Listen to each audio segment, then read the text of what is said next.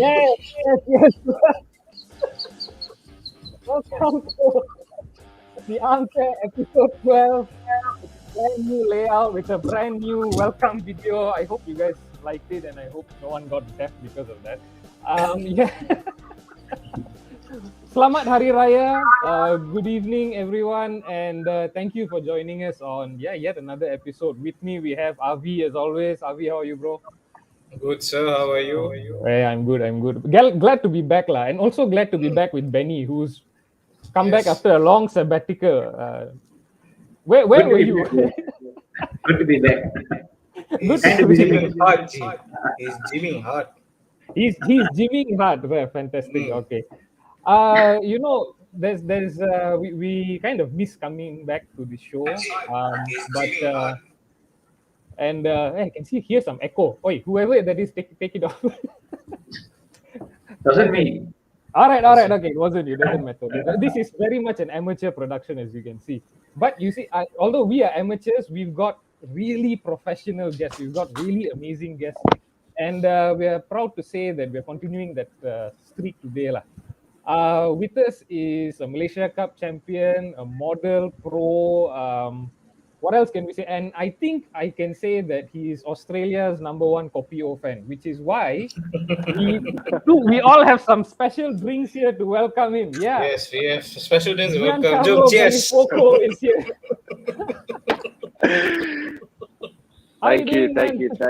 Thank you. Selamat petang, Avi, Benny, Logan. Selamat Hari Raya as well. Selamat Raya. Maaf, Zahir Batin. I'm good, man. I'm very, very, very good. I'm very good. How are you guys?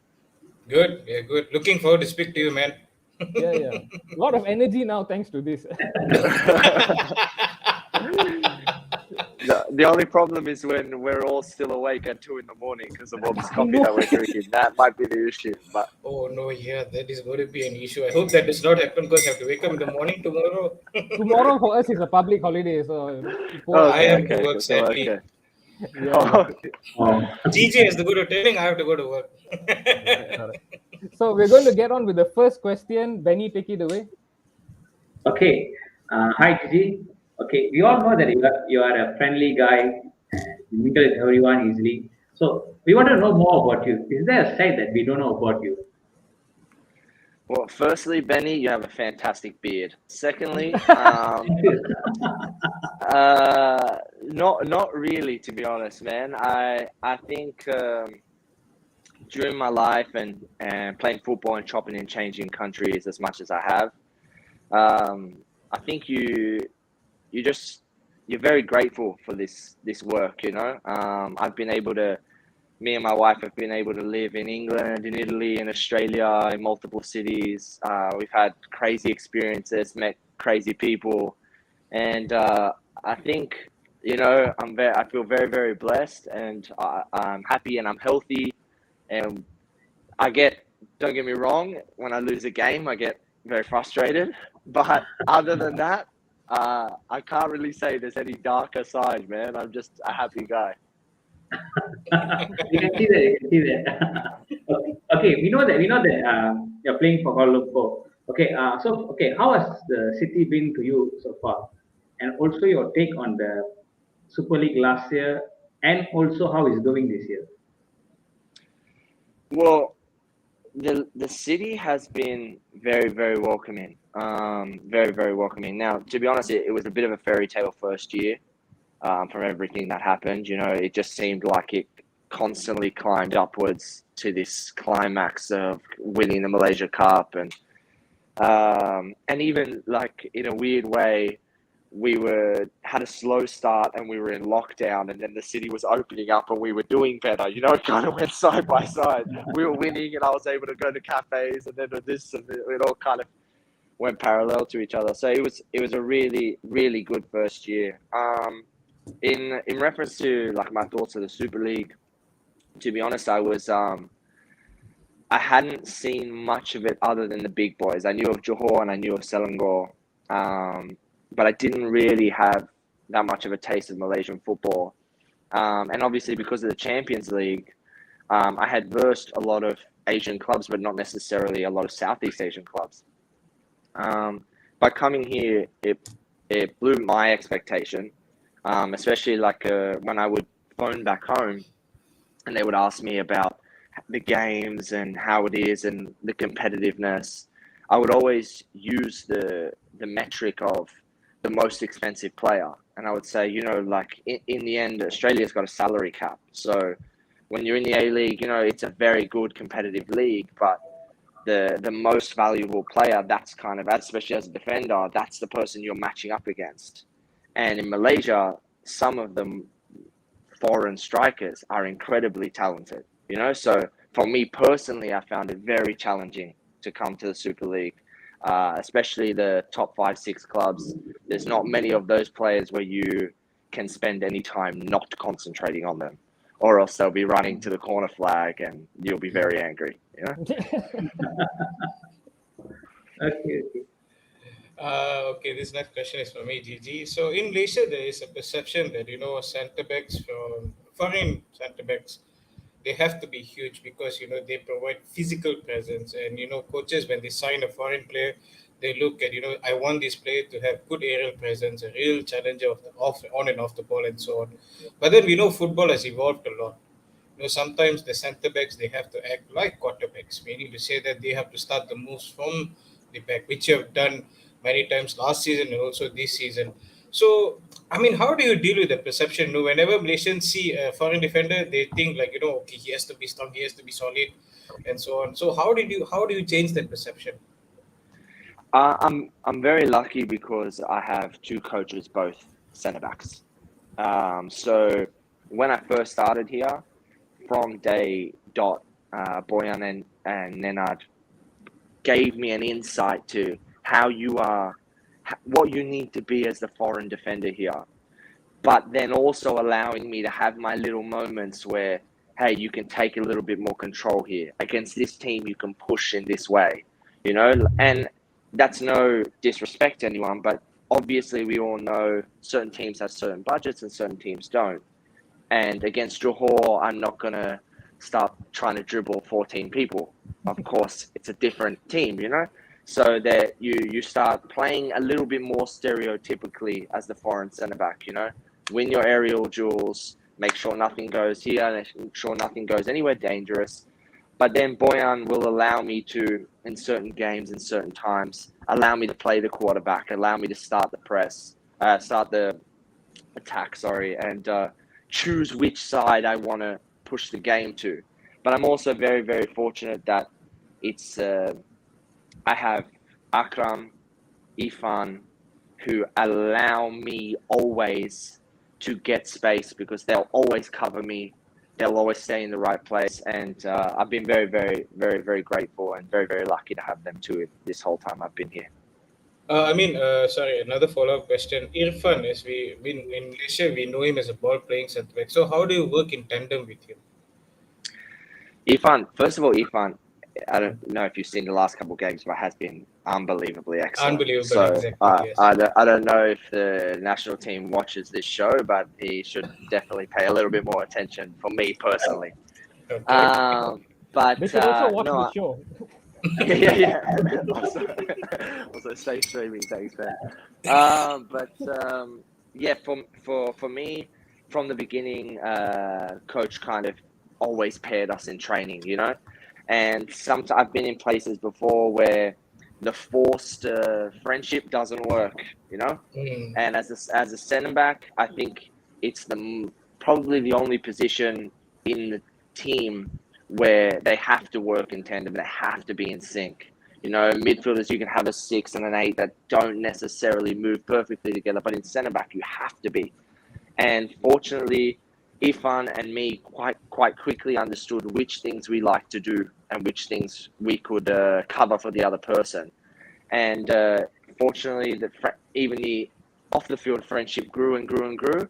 And now he's like him and Akram. I always say them too because Akram plays like a centre-back sometimes in the game. He's a hard worker. But Akram and Ifan have become like brothers to me. Okay, Gigi. We know that you have played in so many leagues, and then we know that you are a very close friend with Adebayo. Okay, ignore Avi because he's a vivid Arsenal fan. Probably you don't like him. Okay, tell us, I mean, what is he like in person? Okay, just so you know, I was messaging him about 10 days ago, trying to convince him to come to Malaysia and come out of retirement. So I hope that I can next time bring him on the show. That would be unbelievable. But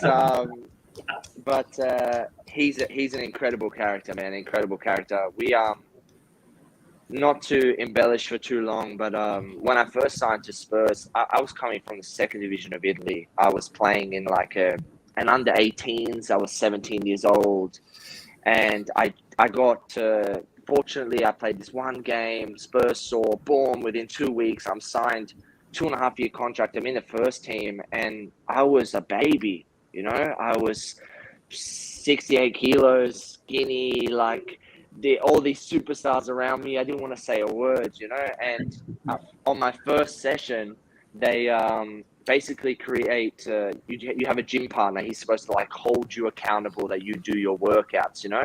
And he just happened to be mine. And after that day, he just took me under his wing for so many things, you know. And I'm this. Like, obviously financial bracket is dramatically different, you know, and I'm like driving a secondhand like 10-year-old car and like dressed in normal people clothes, and he was just like, no, come with me, you come here, I'll shout you, I'll do this, I'll do that. And that first year, he when I signed, he took me out for for a celebration. He would like for example, my partner came from Australia. And obviously, like, I'm trying to convince her to move over to England, you know, so I'm trying to show her that I'm like living this high life. And he would just let me use the car while she was here, you know. He'd say like, pretend, just you drive it, tell her it's your car. And I'd be driving this Mercedes, like, don't worry, I'm just doing so well over here, you know. So he's a really, really good guy, great character, and yeah, one of these times we'll go and I'll tell you a couple stories. Maybe off the record. I mean, before we get to the next question, I have to say this is why we do the show. It's because we want to hear all these fantastic stories of how the football world crosses paths. You know, I mean, it's so great and so funny for us that you're friends with Adebayo, which is someone that Abi hates. Sorry, bro. No, it's okay. Okay. Yeah. I think he knows why I hate Adebayo. But then, I mean, listening to the stories is quite cool. Yeah. But I mean, fantastic story. Speaking of which, I'm sure the story of how you came to Malaysia is a fantastic one. And you know, one of our friends on Twitter actually asked us, how did you come across and why did you choose to play in the Malaysian Super League? So it's a bizarre series of events that kind of just perfectly aligned. But basically, I was with Melbourne Victory, and I had an extension for my deal to continue on. Then COVID happened, and because of the postponement of the league, legally, I had gone over that period. So I kind of went into this negotiation, and I don't want to say anything disrespectfully. A lot of clubs lost a lot of money. So at that period, everybody was scrambling, especially in Australia. So we're going back and forth, and I didn't know what. And fortunately, while I was playing with Melbourne Victory, I played in a Champions League game. And in the Champions League game, Des Corkill was the commentator, who then showed Stanley, who then became the CEO of Kuala Lumpur, who got Boyan and suggested me to Boyan. Whilst that little train of events was happening, I was postponing my negotiations with Melbourne Victory, and I was saying to my wife, I think it's time we explore Asia. I've always wanted to try Asia. I've been to Europe. I've been in Australia now for a couple of seasons. I want to go to Asia. And I was speaking to Selangor. So Selangor had actually made me an offer and had sent me a training program. And so I was at the point where I'm like doing runs and sending them the data, and you're having to pretend like you're working really hard to the coach, because you're on the phone. Oh, it was so hard, that stuff. And I'm pretty far forward. I have a meeting with them, and then just the day I'm supposed to sign the contract, I didn't realize that they had a Selangor too. So they say, "Oh no, it's part of this," and I'm not aware of this at the time, So I hear second division. I was thinking, "Oh no, that's not exactly what I wanted," and in that exact moment, that agent calls me and says, "Well, there's a team from the first division, and they're interested," and he just kind of caught me perfectly on that. That kind of stalled. This kind of thing went forward. I looked at my wife and I was like, "Listen, it's Kuala Lumpur. It's a city I've been to. It's a city I like." And she was like, "If you feel it, feel it." And I was like, "No, I've got a good feeling. And then off we went. So yeah, it was really, really nice. Really, really nice. But I'm very fortunate. That's what I think people don't understand, that's what the Champions League does. Now I don't know how, and not to jump forward and say too much for the questions that are coming, but now I'm here and I feel so at home, and it all happens because I versed Ratchaburi win 1-0 and I played pretty well and they were watching. That's crazy to me that all these things and then this is the outcome. Okay, now that you're with KL, when I spoke to you about KL, when we had our Kopio session last year, you said really good things about KL. You love the city, you love the vibe, you love the culture and everything. The footballing aspect of it, how is it like working with Boyan? Because we all know Boyan in the domestic scene, he is one of the best coaches. Wherever he goes, somehow he wins a trophy and he understands the Malaysian culture so well. So how is it like working with this Croatian? Well, I'm very, very, very lucky because my wife is half Croatian. So I have a little peek behind the curtain of that culture. So when I met him, I sort of knew what to say and what to do. So I've been very lucky, But and I say this once again with no disrespect to a beautiful country, but they are a absolute no nonsense people. So I came, and when I met him the first time, I said, "Hey, you tell me what to do, I'll do it. If I make a mistake, you tell me what not to do, and I'll stop doing it." And he was like, "Fantastic." And that's the kind of coach that he is. And with me and him have a really, really good rapport. So do I with Nenad. And I could not say enough about the both of them. I think so highly of them. And I don't say this to name drop. I say it to add value to the compliment. But, I've seen Harry Redknapp work. I've seen Vilas Boas work. I've seen Gary Monk work. I've seen Tim Sherwood work. And for me, obviously, I'm a bigger role in this team. But for me, Boyan has such a good hold on the change room. When he wants to get you to work harder, he can. And when he wants to get you to calm down, he can. And I think he's an excellent coach. I think also, if I could add an extra layer, I think also the Stanley Bernard as the CEO adds another massive level of, he takes a lot of pressure off the team, and we have like a very, very good rapport. When he's in the change room, he allows us to feel welcome as well. So it's a combination of those three. But for me, last year, Boyan just has a plan. He makes sure we always stick to it. And I couldn't say enough about him. I think he's an excellent, excellent coach. Follow up to the question, you mentioned Nenad's name. Last season he was quite instrumental for KL, and a lot of players, whenever I mention the name Nenad, they light up. They call him a joker. He's always studio in place and so on. But this season, he's not part of the backroom stuff. You've got a different team now. Shoko Adan, Miro, and also Golan. So what's the difference like? And, how is this new backroom stuff working with Boyan at the moment based on what you've seen so far?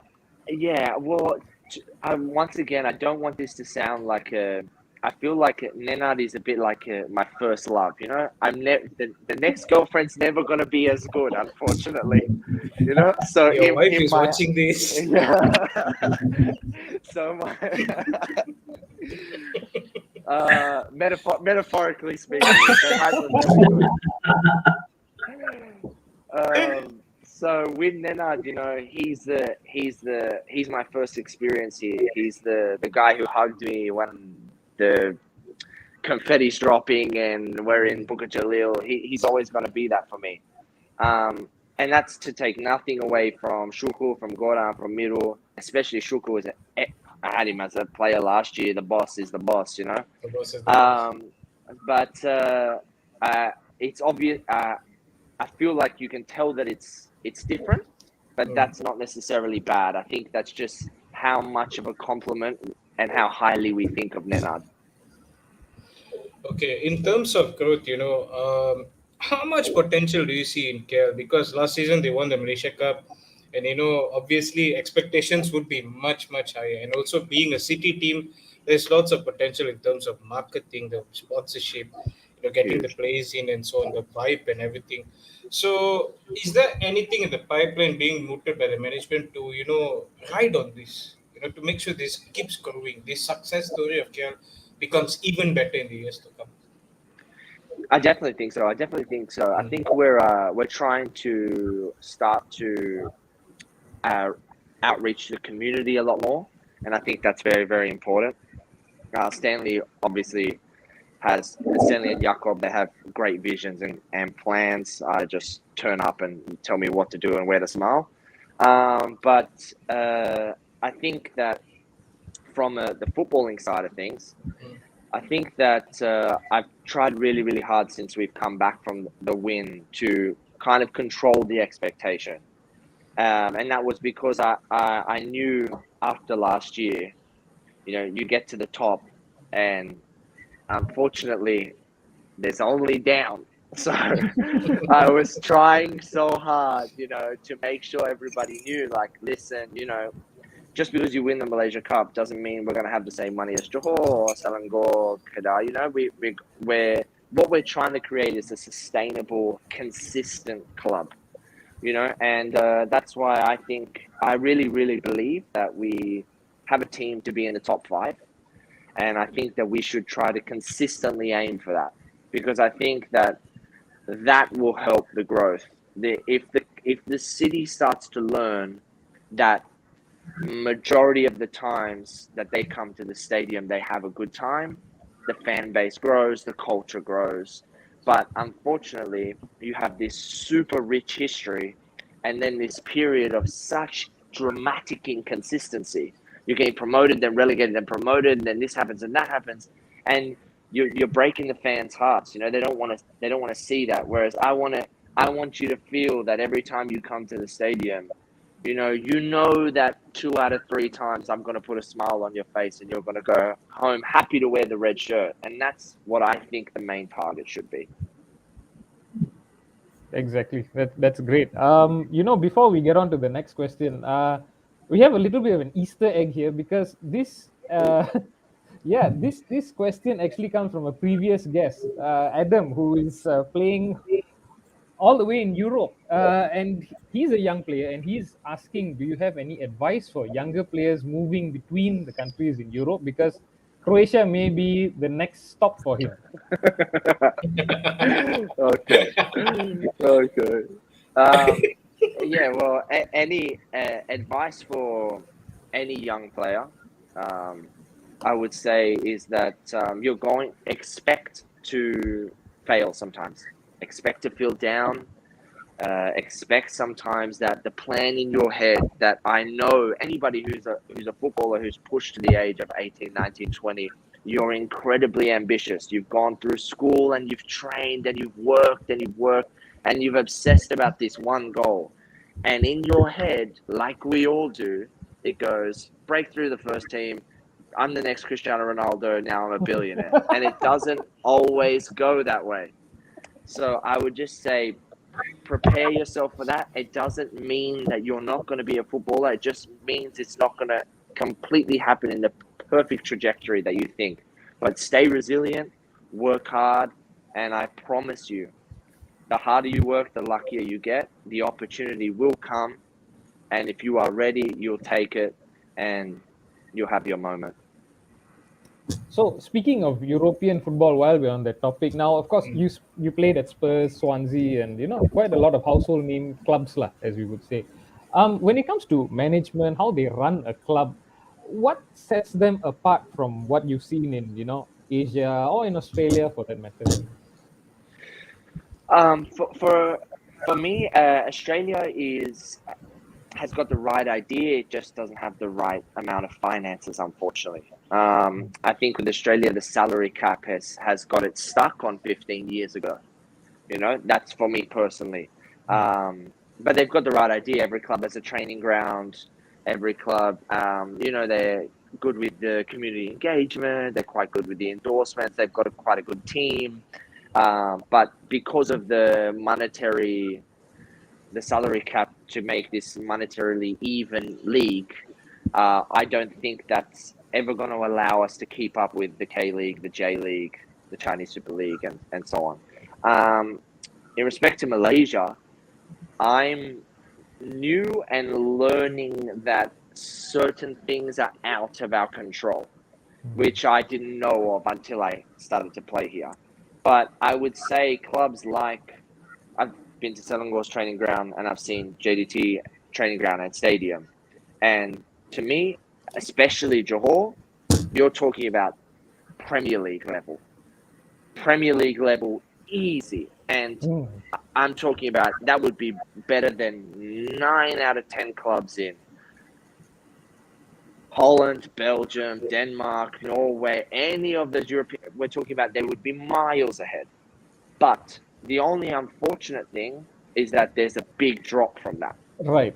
Yes. And Malaysia has an insane amount of talent. And, I'm obviously, as you can tell, I'm very close to my team and I'm very proud of them. But, I could stay here and say to you, Ifan Akram, Zafri, there's a lot of Malaysian players in my team, Hadin, Kenny, Partiban, that are very talented.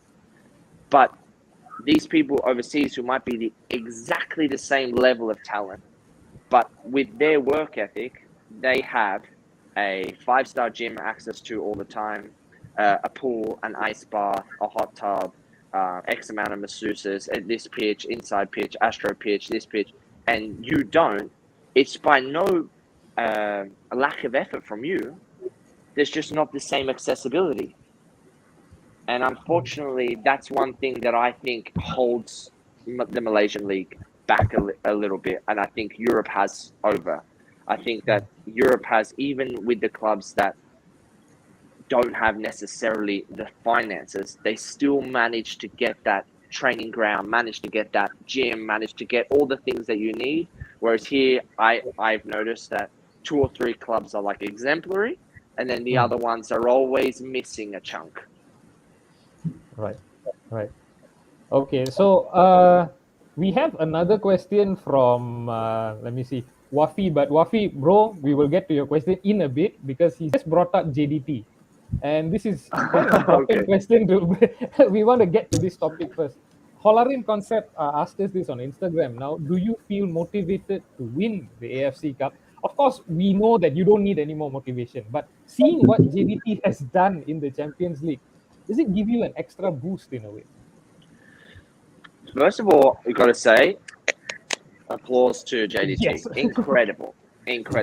I was looking at the rankings the other day, and Malaysia is way higher than Australia. So that just goes to show what they've done, and that's incredible.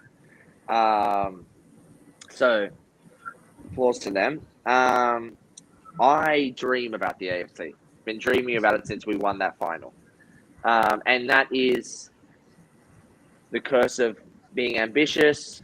Being a footballer, you're always going to be like that. You close your eyes and you feel the feeling of winning the game, of getting through to the group stage, and what could be that moment that might happen.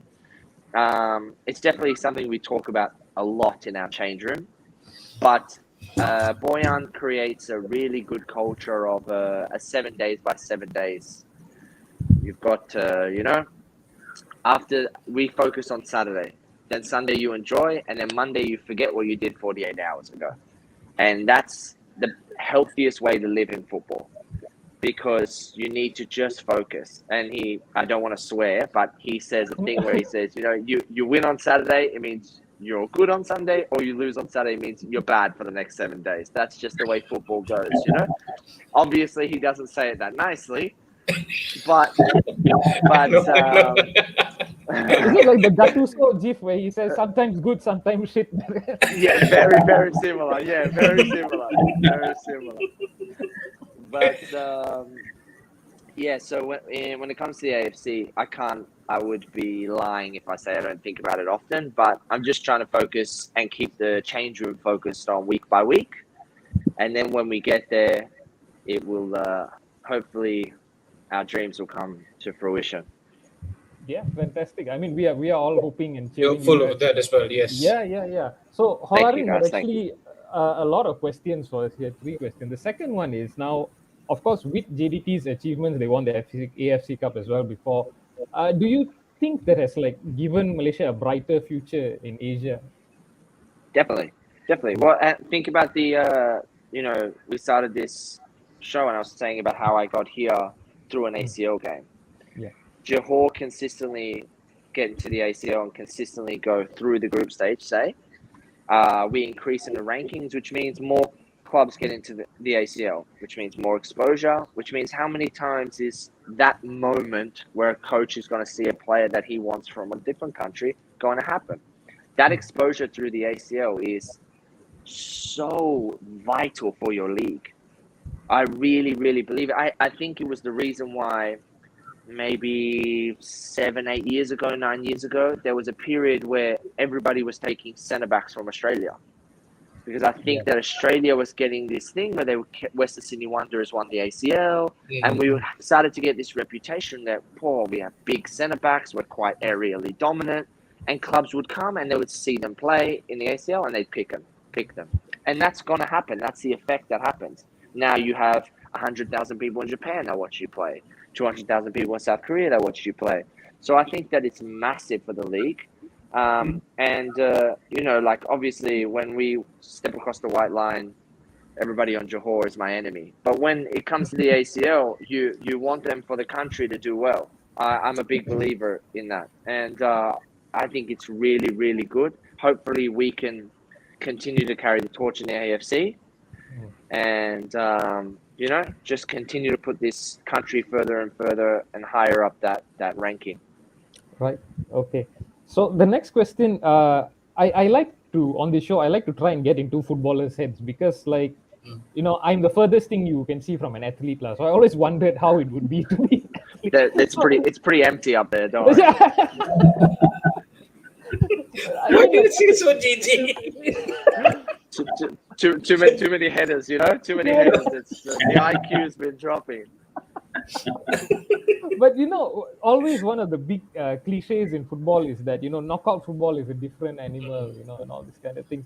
So, when you cross the white line, when you're on the pitch, is knockout football, does it feel different to you? Is it mentally different? Are the tackles harder hitting, more ferocious? What is it like actually? Definitely. I played an FA Cup game when I was in England against the same team that was in my league, and the FA Cup game was dramatically different. The fans, you could feel it, the tension, you could feel it. Like you said, I remember the coach saying to me, I was playing right back, and he said, first 30 seconds, you get in, you smack him, And I was thinking to myself, all right, and it was all about we set the tone, and it's because it's knockout, and in the end, towards the end of the Malaysian Cup, the Selangor game, away, and you feel that.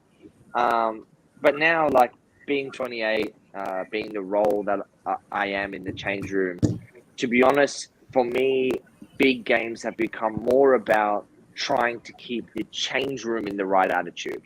So I remember, the Malacca game, the city blacks out, the stadium cuts all the lights, and I'm focusing so hard on going everybody face to face and trying to make sure, like, wake up, get ready for this game. And then, you know, you fast forward 7 days and we're versing Johor and Bukit Jalil, and I'm trying to joke, I'm trying to calm everyone down. I'm dancing in the middle of the change room trying to be an idiot because I was trying to now it's trying to bring them back, to bring the nerves down, you know? So now knockout football has become a lot more of that for me. A lot more of sensing the group. But it definitely is, you can tell, you can feel it. It's different. It's different. Each pass that's successful feels better. Each pass that's missed feels much, much worse. You know, it's just everything feels like the stakes are higher and you can just sense it. Before I ask the last question, this one question I wanted to ask you actually. We know Australia exports a lot of, you know, professional footballers to many countries. And when I speak to coaches, they always mention this word, their work ethic. Where does it come from? I mean, you know, let me put it bluntly. Why are you guys so hardworking? Why are you guys putting in the hours in the gym? Why are you guys you're making us look like, you know, what else can we do to, you know, to emulate these guys? You know, that kind of feeling. So where does that come from? I actually have no idea. I have no idea. I don't know, you know, and I tease myself all the time because I, like, sometimes, you know, the coach will give me a 50-50 decision. Like, he'll say, like, you know, we'll do some extras over here, but if you're tired, you can go and stretch. And like my whole body wants to go and stretch, and I'll be like, okay, and then I'll walk and go do extras. Like I can't help it, and I don't know what it is in the way that I guess they coach maybe in Australia earlier on about. It's a lot about discipline. You know, the coach speaks, your hands must be behind your back, and maybe that's kind of built into us a little bit. But even now, you know, I have Declan Lambert here, and we joke all the time because we just can't help ourselves. You know, as soon as, like, we'll be so tired, and then they'll say running, and we have to be at the front. Like, you just have to win. It's like so drilled into us. I wish I could tell you what the secret sauce is, you know, the KFC secret recipe, but I don't know. I don't know why we're like that. We seem to always want to run, always want to gym, always want to work hard. But I'm grateful that that's our reputation, and I definitely try to lead by example, especially here. I believe that that's the most powerful way to lead. With the examples that I've had, and now the man that I want to be, especially staying at KL, I just believe that if I want you to do something, I have to be able to be doing it first myself. And yeah, so I'm grateful that that's the reputation we've got. Okay, one last question. Giancarlo Gallifuoco. What is the Yes. end goal in football? Oof. Aye. Okay. Now I'm being a hypocrite because I just advised the person that it's not going to go in a simple line, but I'll tell you my simple line. You know, this is my trajectory. But to be honest, I'm very, very happy, Avi. For meeting guys like yourself, but for my teammates, the coach, everybody's been really welcoming here to me and my wife. So for the near future, I definitely want to stay. I think when I was younger, I had this curse of being a bit too ambitious sometimes, and I constantly felt the grass was greener on the other side of the fence, no matter where I was, you know. From Spurs to Swansea, going back to Melbourne, jumping and changing Western Sydney, Central Coast, I always felt like I was craving something else. And then when I got here and I felt like I was really welcomed and I was allowed to express myself, and also like I was given a bit more importance, I really reveled in that. And I started to see how my trajectory could change. I started to see, wouldn't it be nice to look back on look back in the future and say, like, you know, I was associated with being at KL for a long time. I became someone who was part of a legacy of a good period, you know, and I started to, now that's a number one goal for me. So as long as they'll have me, I see the future being at KL for a long time. I definitely want to help this club and this city build together. You know, I hope that I'm on this show a million times, and every time I'm on here, the respect for the club is getting higher and higher, and the fan base is getting bigger, and you know, now the goals are getting higher, and the team's getting better, and so that's definitely my aspirations for the near future. And for the long term, if you're talking about after football, I've got no bloody idea. I got no idea. I've been thinking about football every day since I was 4. So once that's over, I don't know. Maybe I'll ask you if I can come and stay on this show. Yes, for sure. No problem. Be careful what you wish for.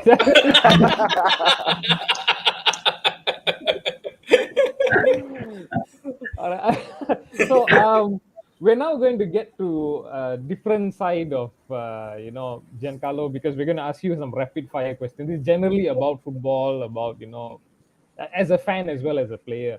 But Wafi just now, he asked the question much earlier. We couldn't get to it. Now we will. So we're going to kick off from there. So he asked, who is the most toughest striker that you faced in the Super League? Okay. I don't like giving them too many compliments, you know. But okay, it would have to be a tie. It'd have to be a tie. Okay, because if I'm talking about the toughest technical striker that I've versed, I would say Bergson. Okay. Bergson for me, very, very technically gifted. His movement is good, but even with applied pressure, he's able to control the ball very, very, very well. So not only do you have to keep pressure on him, you actually have to stay on the right side of him because he's able to control it with pressure on. And that's a very, very hard task to do. And it's very annoying when you're the defender. But if I'm talking about physically the most exhausting, it's definitely Casagrande. He is, I kind of love it, but he's the only attacker here so far that I've versed that I would jump over and beat him to the ball in the air, and he'll say, "All right then," and then he'll come back and come back and come back and come back and come back, and he'll do this war for 94 minutes, and I hate it, I love it. But after the game, I'm exhausted. So he's definitely the most physically exhausting striker. And if he hears this, I tip my hat to him. He's a good player. Fantastic. Benny, I know I'm surprising you with this, but would you mind reading the next 3 questions? There's a reason why the third question. Yeah. Okay. I will give you the context later. Sure. Yeah. Okay. So your favorite player? My favorite player? Yeah. Can it be dead or alive or alive? Both. Either way. Either. Okay. Then Maradona for sure. Okay. Okay. Most underrated player in your view? Most underrated player. I'm going to say 2 because I'm going to say one for Malaysia. I want to say one is Akram because I think he's incredibly underrated. And then in the world, I'm going to say most underrated player. No,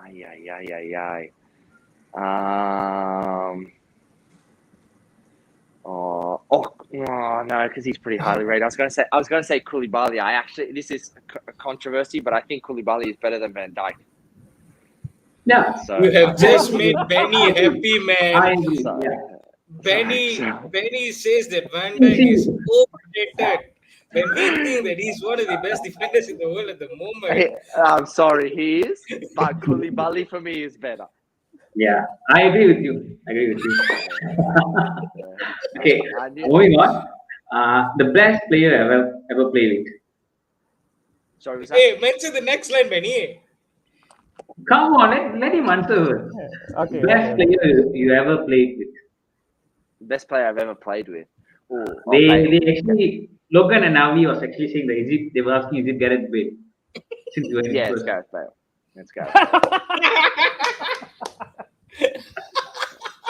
Okay, so we're not laughing at your answer. Okay. The reason why we're laughing is, so Benny has said two players who we think are world class are flops. All right. So he thinks Van Dijk is a flop, and he thinks Gareth Bale is a flop. Wow. So you have I say. No, wait. Yeah, Let me exactly. explain. Actually, we had it right. as well. Okay. You know? Okay. No, let me explain. All right. Explain. I say Van Dijk wasn't at his best in Liverpool because he had all the Okay, support enough from about the Van big Dijk. team and Talk about everything. Bale. Talk about Bale. Bale. Only If Bale. it was a Bale. different club, I'm very sure it was struggling like any other Oh my defender. God! Talk about Bale. For Bale, okay, he's good at Spurs. I agree with that. But in real, I don't think so.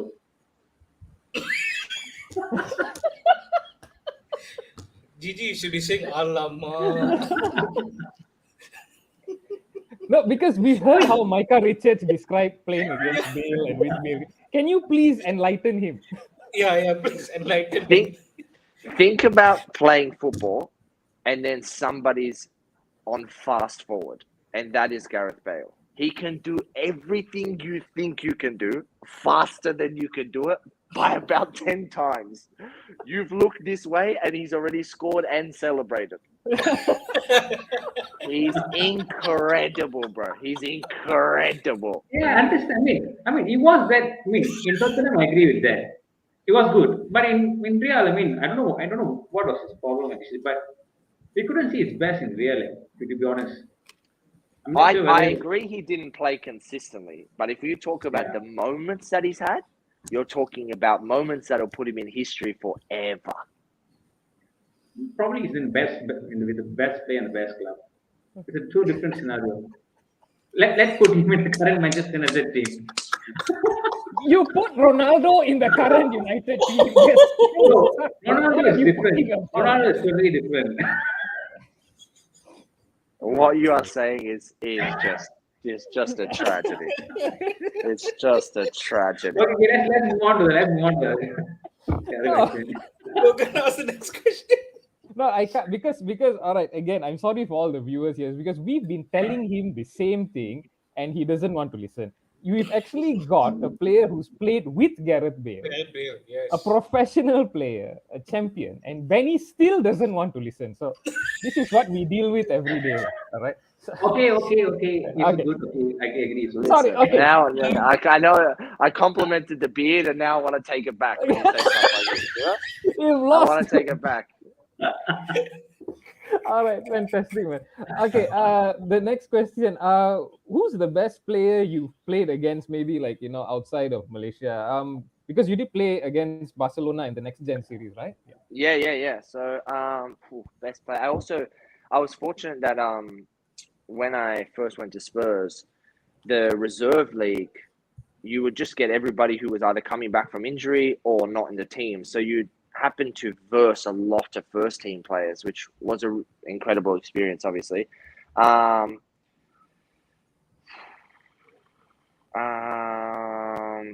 Probably Andy Carroll.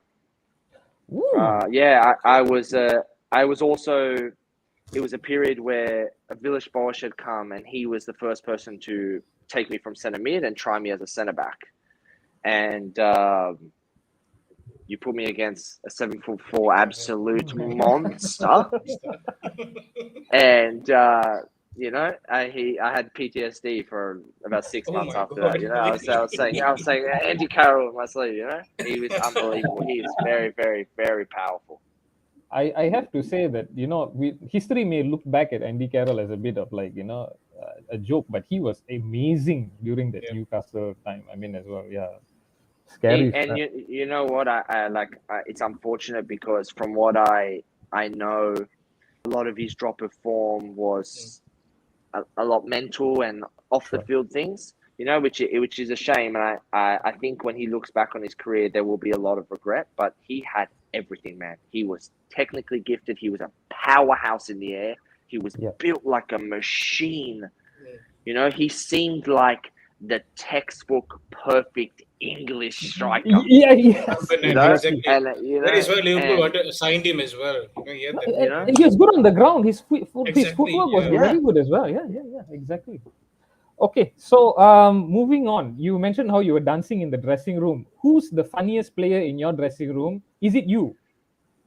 Listen, I like to think so, of course, of myself. But no, it's definitely Kenny.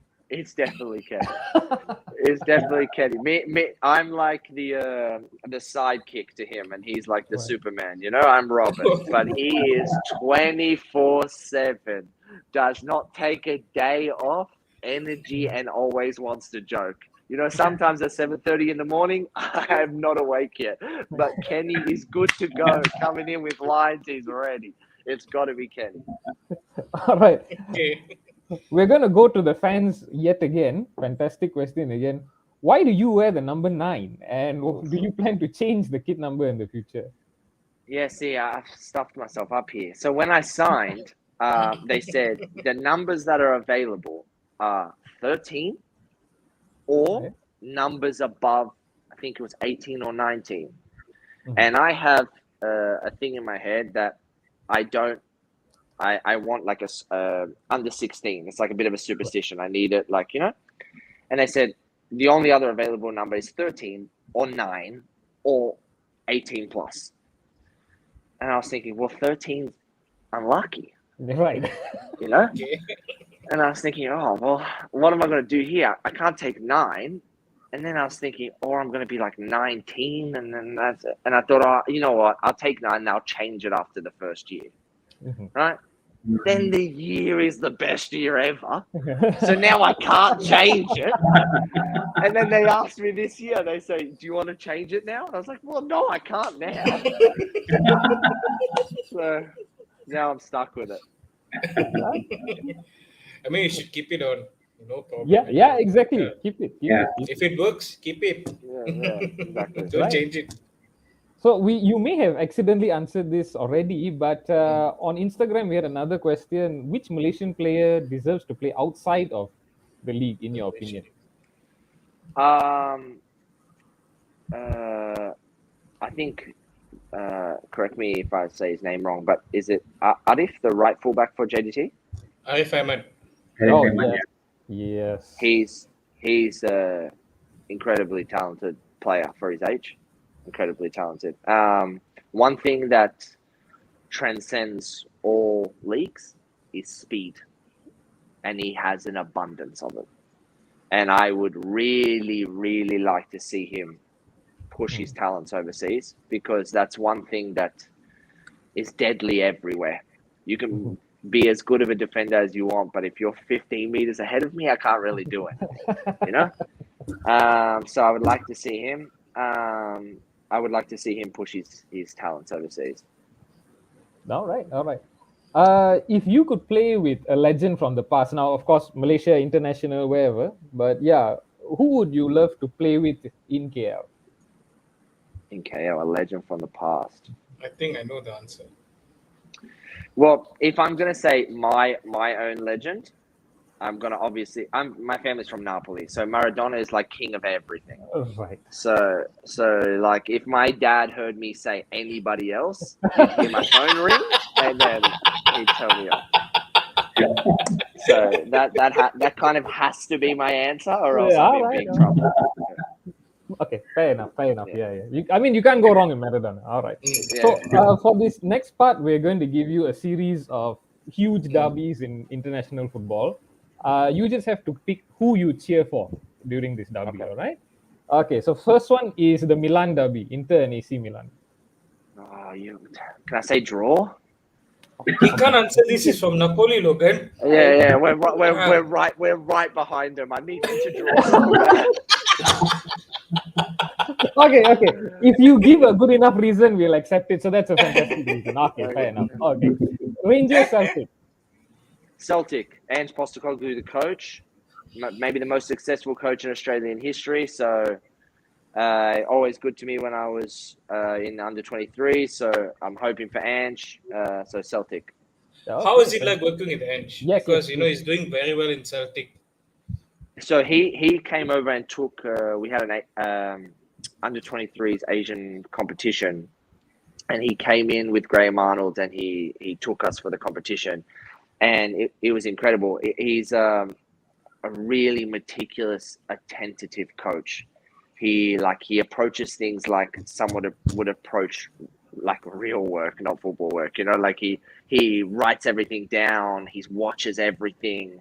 He's very laconic. You know, he only says things when he needs to, and when he says it, you shut up, and they have value. You know, like he's for me, he's a very, very impactful coach. All right. Okay. Thanks. The next one is Real Madrid versus Barcelona. Real Madrid for me. Carlo Ancelotti. Let's go. Okay. I love the reasons behind it.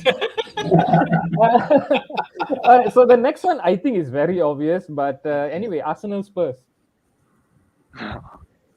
Yeah, Okay, Spurs. Yeah, all right. Spurs. Just asking in case, you know. I mean, because we have an Arsenal fan here. Sorry, bro.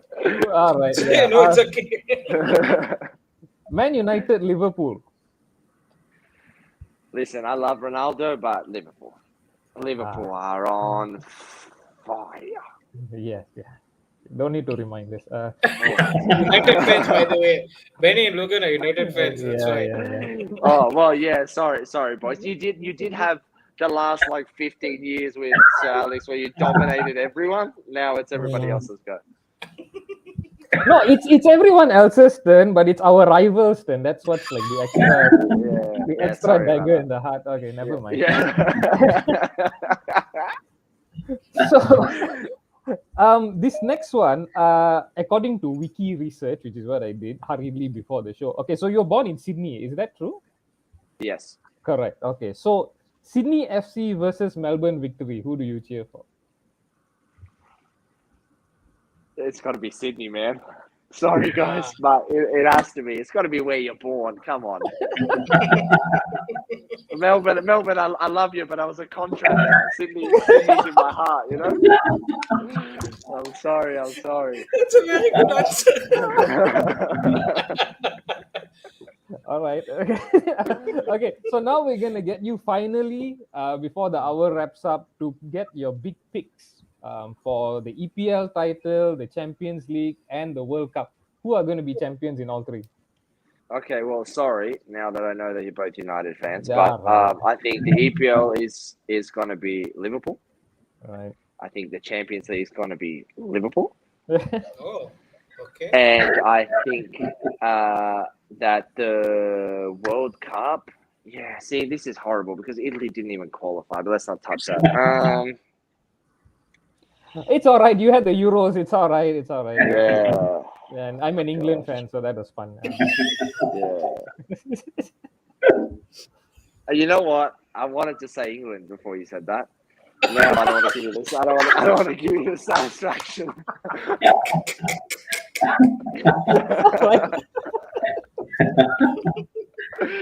But no, to be honest, I think with the amount of growing momentum that's been with England, every single competition in the last like 8-10 years, they've progressively stayed in the top four, gotten to most of the semis. So I was going to say them, but yeah, we'll say them. I'll give you that satisfaction. Thank you. Okay. It's all right. After all the hurt, it's all right. No, look. I mean, we can just hope that they don't win the quadruple this year. I have a feeling they're gonna at least win two. But yeah, I used to play with a guy called Brad Smith, and he was at Liverpool. Yeah. And he used to play with me in the national team, you know. Yeah. And he was there when Jurgen Klopp came. And to watch him speak about his coach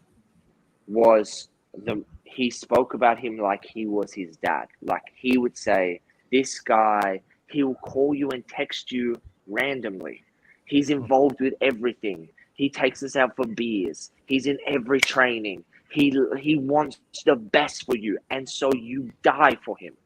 And I think with how long he's been there, and how long you were talking about Mo Salah, who had problems at other clubs, and now you've got the best out of him. And even with this contractual problem, still there, still playing, still happy. Yes. He gets the best out of every attacker.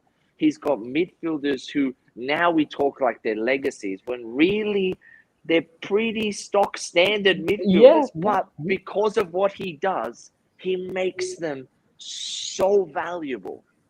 And I just believe he can do it. We are going to cut out the last minute of this show.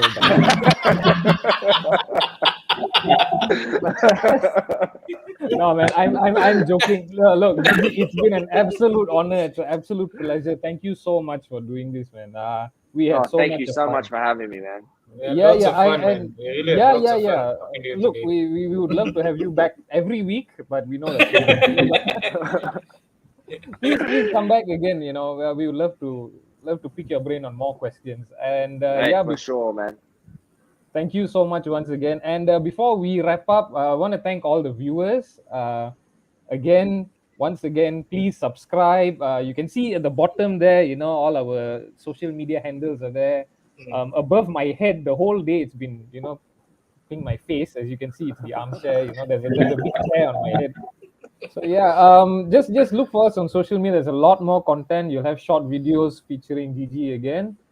And yeah, thank you so much. Selamat Hari Raya, everyone. Good night from all of us. Good night and selamat hari raya. See you guys. All right, thank you, guys. Mantap, Thank you Gigi. so much, guys. Thank you.